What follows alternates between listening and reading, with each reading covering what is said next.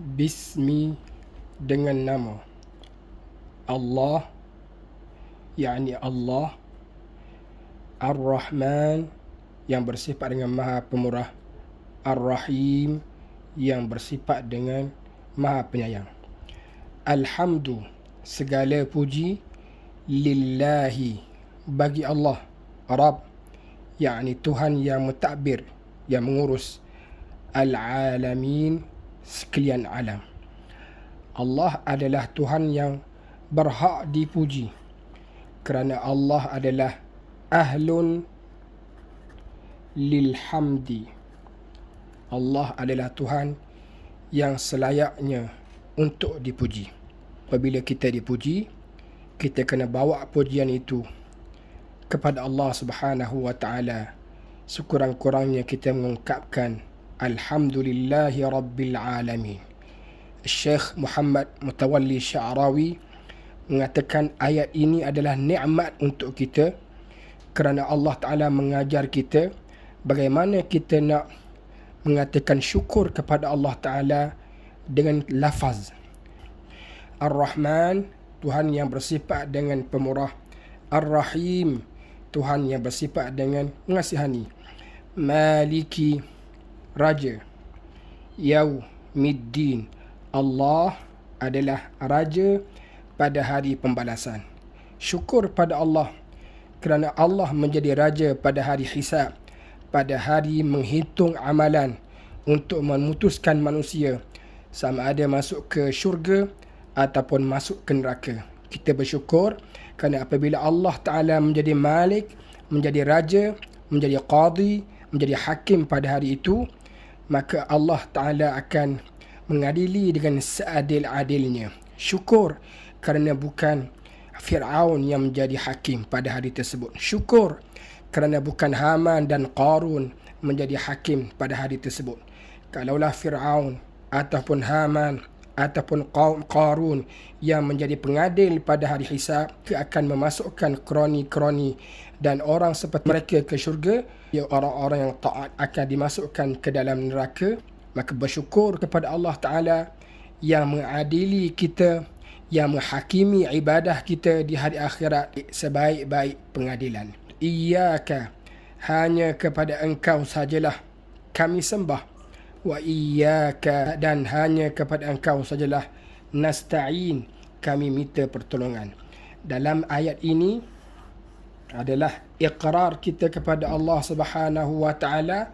Kita menyatakan bahawa apabila kita melakukan ibadah, pengabdian diri kepada Allah Ta'ala, ia hanya dilakukan untuk Allah Ta'ala semata-mata. Tiada makhluk dalam ibadah kita. Tiada maksud lain apabila kita melakukan ibadah. Lillahi Ta'ala wa iyyaka nasta'in, hanya kepada engkau sajalah kami minta pertolongan. Apabila kita mempunyai hajat, maka kita ajukan hajat kita kepada Allah Subhanahu wa taala tanpa kita mempersekutukan Allah dengan selain daripadanya. Ihdina, hidayahkanlah kami, as-siratal mustaqim, jalan yang lurus. Apakah yang dimasukkan jalan yang lurus? Ialah agama Islam. Juga yang dimasukkan dengan as-siratal mustaqim, itulah pedoman daripada Al-Quran. Allah Subhanahu wa taala mengajarkan kita supaya meminta daripada Allah jalan yang lurus pada setiap hari, pada setiap rakaat sembahyang kita, subuh, zuhur, asar, maghrib dan isyak. Minta kepada Allah Ta'ala, ihdinas siratal mustaqim, wahai Tuhan, tunjukkanlah kami jalan yang lurus. Kenapa kita diajar begitu?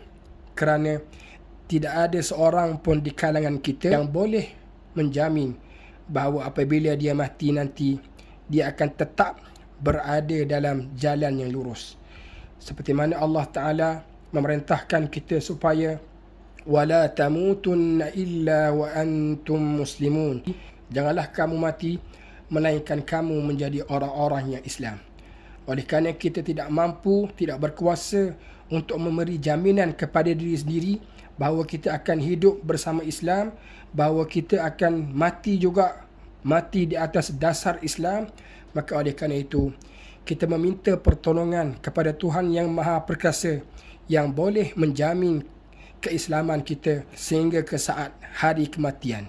Siratal ladzina an'amta alaihim. Sirat iaitu jalan orang-orang an'amta yang engkau telah anugerahkan ke atas mereka dari kalangan an-nabiyyin, dari kalangan asy-syuhada, dari kalangan as-sadiqin, dari kalangan as-salihin.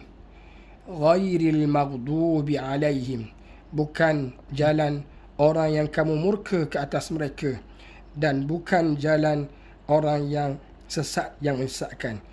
Orang yang Allah murka ke atas mereka adalah orang yang mempunyai ilmu tetapi dia masih menurut hawa nafsunya.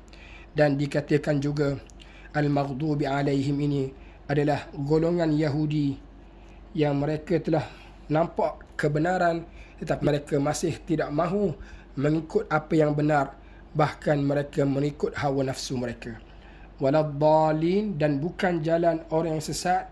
Yang dikatakan adalah orang yang sesat adalah orang yang tidak nampak kebenaran, mereka terus menerus di atas kejahilan dan kebatilan.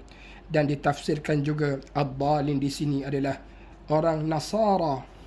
Mudah-mudahan dengan kefahaman suratul Fatihah ini menjadikan kita orang-orang yang menyedar hakikat diri bahawa kita ini adalah insan yang lemah, yang setiap saat, yang setiap detik perlu tunjuk ajar, perlu pedoman daripada Allah Subhanahu wa taala supaya kita boleh melayani bahtera kehidupan ini sehingga ke hari akhirat dengan pelayaran yang berpandukan siratal mustaqim, yang berpandukan jalan yang benar, jalan yang lurus, yang berpaksikan agama yang benar, itulah agama Islam, yang berpaksikan Al-Quran yang disyarahkan oleh As-Sunnah. Wassalamualaikum warahmatullahi wabarakatuh.